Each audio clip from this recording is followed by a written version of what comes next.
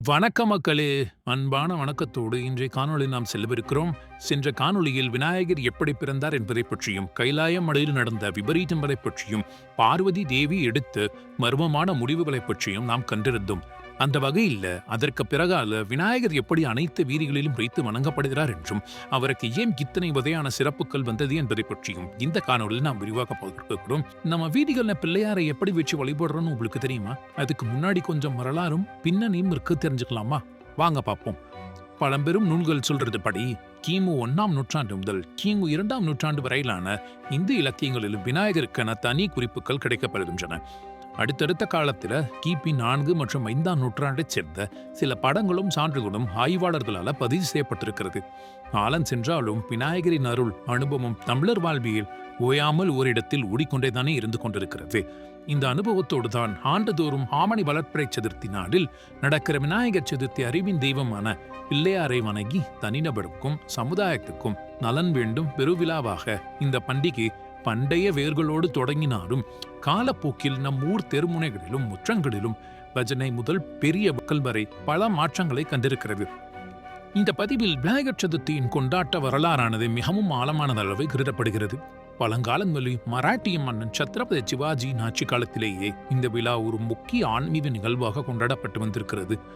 ஆனால் இந்து பண்டிகைக்கு புதிய உயிரூட்டியவர் சுதந்திர போராட்ட வீரரும் மகத்தான சமூக சிந்தனையாளருமான பாலகங்காதர திலகரே. பிரிட்டிஷ் ஆட்சியின் காலத்தில் அடக்குமுறையின் போது மக்கள் ஒன்று கூட்டுவதற்காக தடையில் இருந்த காலத்தில் விநாயகர் சதுர்த்தி அவர் ஒரு சமூக மற்றும் தேசிய விழாவாக மாற்றினார். பஜனைகள், கலாச்சார நிகழ்ச்சிகள், உரைகள் ஒன்றோடு ஒன்றாக இணைந்து இந்த பண்டிகை தேசிய உணர்வை வளர்க்கும் மேரையாகவும் மாறிப்போனது. விநாயகர் முன்கூடும் மக்கள் பக்தியோடு மட்டுமல்லாமல் ஒற்றுமையுடனும் சுதந்திரம் நோக்கி உறுதியுடனும் வாழ்ந்தனர். விநாயகர் சதுர்த்தி இந்தியா முழுவதும் உற்சாகத்தோடும் பக்தியோடும் விமர்சையாக கொண்டாடப்படும் ஒரு திருவிழாவாகும்.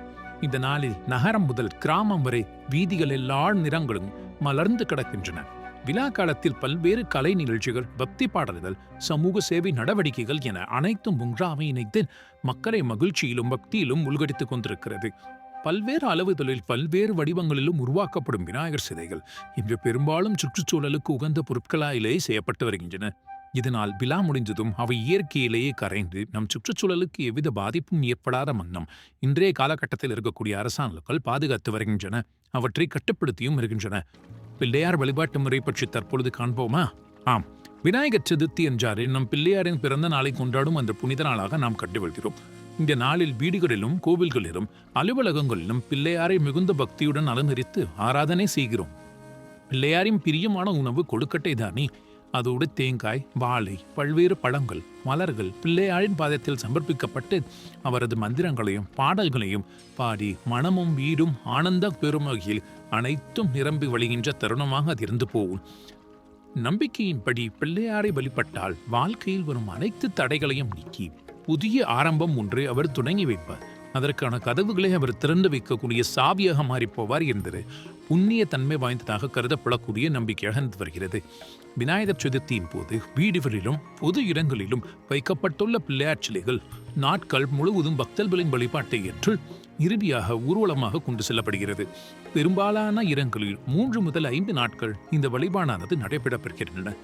பின்னர் அவை ஆறுகள், குளங்கள், கடல் போன்ற நீர்நிலைகளில் மகிழ்ச்சியுடனும் பக்தியுடனும் சிலைகள் ஊர்வலமாக எடுத்துச் செல்லப்பட்டு நீர்நிலைகளில் கரைக்கப்படுகின்றன. விநாயகர் சதுர்த்தி என்பது வெறும் ஒரு பண்டிகை மட்டுமல்ல மக்களே, இது நம்ம வாழ்க்கையில் ஒரு புதிய தொடக்கத்திற்கான சின்னமாகவும் ஆனைமுகடின் அருள் நம்மளுடைய வாழ்க்கையில் பார்க்கக்கூடிய அனைத்து தடைகளையுமே நீக்கி எதிர்காலத்துக்கான கதவுகளை திறந்து விடுகிறது. அவரை வணங்கும் பொழுது நம் மனதில் ஒரு நம்பிக்கை உருவாகிறது.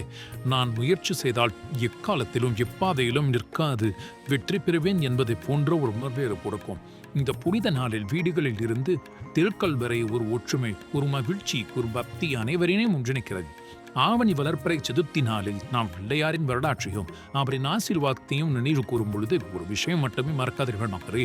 விநாயகர் சதுர்த்தி என்பது வாழ்க்கையில் எந்த தடைகளையும் தைரியத்தோடும் நம்பிக்கையோடும் கடக்க கற்றுக் கொடுத்த ஒரு பாடமே. எல்லோருக்கும் இந்த விநாயகர் சதுர்த்தியும் மகிழ்ச்சியும் ஆரோக்கியமும் செழிப்பும் வெற்றியும் கொண்டு வரட்டும் என்று நாங்கள் அன்போடு உங்களுக்காக நாங்கள் விநாயகரிடம் வேண்டிக் கொள்கிறோம் மக்களே. அதுவரை அடுத்த பதிவில் நீங்கள் கேள்விப்படாத ஆனால் மிகவும் சுவாரஸ்யமான விநாயகர் மற்றும் சந்திரன் குறித்த கதையை சொல்ல போகிற மக்களே. அந்த கதையின் ஒரு பார்வையிலேயே எப்படி ஒரு சாபம் இந்த உலகம் முழுவதையும் பாதித்தது என்பதை பற்றியும் அதை நீக்க என்னெல்லாம் செய்யப்பட்டன என்பதை பற்றியும் நாம் காணவிருக்கிறோம். மறக்காம இந்த காணொலியை சப்ஸ்கிரைப் பண்ணிருக்க மக்களே. உங்களுக்கு விநாயகர் பிடிக்கும் அப்படின்னா இந்த கமெண்ட் செக்ஷன்ல கீழே வெள்ளை கலர் ஹார்ட்டை கொடுத்துட்டு ஜெய் விநாயகா என்று சொல்லி நீங்கள் கமெண்ட் பண்ணுங்க மக்களே. பிள்ளையாரின் அருளால் வாழ்க்கை வழி எப்பொழுதும் சிறந்த பாதைக்கு செல்ல வேண்டும் என்று சொல்லி அனைவரிடமும் அன்போடு நாங்கள் விடைபெற்றுக் கொள்கிறோம். மற்றொரு காணியில் உங்களை சந்திப்பது வரை உங்களிடமிருந்து விடைபெறுவது தமிழ் கதைகள் உங்கள் அன்பு.